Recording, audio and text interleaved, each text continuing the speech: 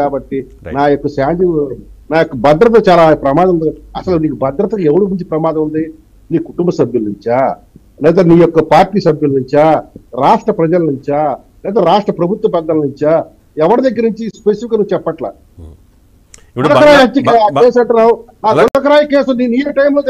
బంగ్లాదేశ్ లో జరిగిన పరిణామాల్ని మనం అంతా చూసాం. హసీనా కనీసం బట్టలు సర్దుకునే టైం కూడా లేకుండా పక్క దేశానికి పారిపోవాల్సిన పరిస్థితి. అంటే జనాల్లో అన్రెస్ట్ ఆ రకంగా పెరిగితే ఎటువంటి నాయకుడికైనా ఇటువంటి పరిస్థితి తప్పకపోవచ్చు.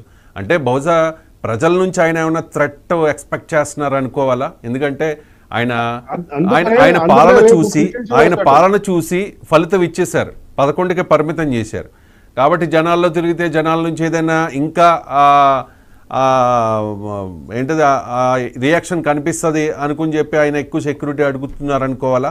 ఆయన ఇంక్లూడ్ చేసింది ఏంటంటే కూటమి నేతల నుంచి నాకు ప్రాణహాని ఉంది అంటే చంద్రబాబు నాయుడు నుంచి, పవన్ కళ్యాణ్ నుంచి అంతే కదా. చంద్రబాబు నాయుడు పవన్ కళ్యాణ్ హత్యలు చేయరు, హత్య రాజకీయాలు ప్రోత్సహించడం మనకు తెలిసిన చరిత్రది. పవన్ కళ్యాణ్ గారు అసలు పూర్తి ససేమని అంటాడు. లోకేష్ గారికి బ్యాక్గ్రౌండ్ లేదు. కానీ హత్యలు హత్యలు చేసిన వాడు పక్కన చరిత్ర నీకుంది, వాళ్ళతో అంటకాగిన చరిత్ర నీకుంది. కాబట్టి నువ్వా చెప్పేది? అందుకనే ఇంకో 2 పిటిషన్లు. ఒకటి, నాకు 2 సంవత్సరాలు ముఖ్యమంత్రి పదవి ఇవ్వాలి, 40% ఓట్లు వచ్చినాయి కాబట్టి ఆ మొదటి 2 సంవత్సరాలు నాకు ఇచ్చేది. పిటిషన్ వేస్తారని నేను అనుకోవట్లేదు.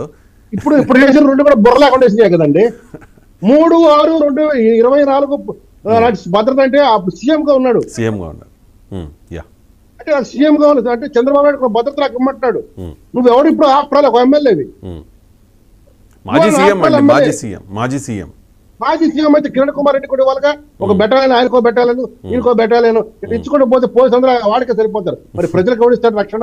ప్రజలకు ఎవరు కల్పిస్తారు భద్రత? ఆ ఋషికొండ ప్యాలెస్ కూడా నేను 500 కోట్లు ఖర్చు పెట్టి ఆ బాత్రూమ్ లో పడుకోలేకపోయాను. నాకు ఆ బాత్రూమ్ లో ఉంటే 1, 2 వస్తాయి, అక్కడ ఉంటే నాకు కొండ మీద గట్ట రక్షణ ఉంటుంది. కాబట్టి నాకు అది కూడా ఇచ్చేసేయండి, ప్రతిపక్ష హోదా నివాసం కింద ఇవ్వండి, నాకు దాన్ని కేటాయించండి. రేపు పిటిషన్ వేస్తాడు ఈ పిచ్చోడు. రైట్, ఒక్క నిమిషం. సత్యం గారు ఏదో చెప్తున్నారు సార్. మీ ఇద్దరు అయితే అడిగిన దానికే కంటిన్యూషన్ గా నాకు ఒక అనుమానం అండి.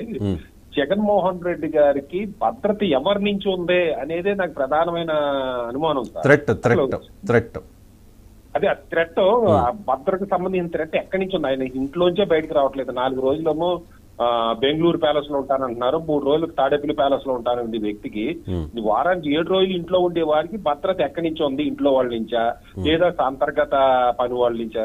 దాన్ని ఈ భద్రత ఒకవేళ నిజంగా ఇస్తే మాత్రం ఎలా కాపాడతారు?